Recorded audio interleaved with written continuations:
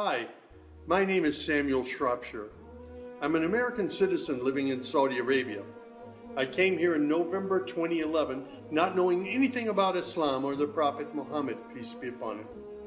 Most of what I had heard was extremely negative. In America, our news channels boosted their on-air ratings by regularly sensationalizing breaking news of terrorism. Every 30 minutes, one witnessed horrific scenes of bombings and bloodshed and murder, often one Muslim group fighting against another Muslim group.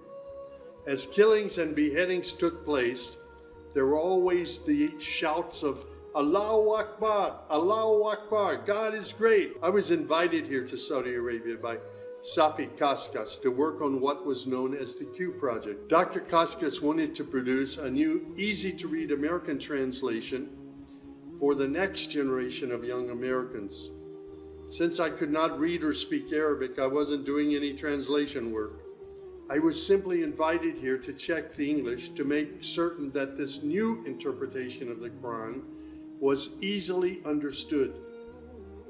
My work, of course, required that I read the Quran over and over again. Well, as you can imagine, having no knowledge of Islam, I had hundreds and hundreds of questions. I was shocked as I read to find that Jesus, peace be upon him, was often mentioned in the Quran. Jesus was presented as one of the greatest prophets. And even the story of the virgin birth was mentioned there. Many of the miracles that Jesus had done, I found them in the Quran. There were even a couple of Jesus miracles mentioned in the Quran that were not mentioned in the Bible. Evenings were mostly spent alone in a bedroom that had been set up for me in Dr. Safi's office. At night, I would stand on the balcony of that building and I would look across a very busy boulevard to a mosque. And I would hear the calls to prayer. I would see men and women coming to the mosque and leaving the mosque.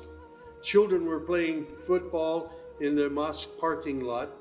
Except for the minaret, it appeared to me to look like a typical Christian church in America.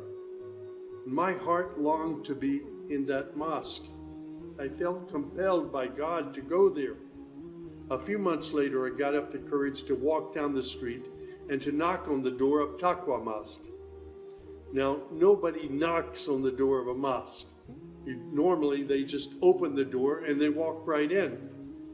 But I was not sure how I'd be received, so I stood there knocking until someone came to the door.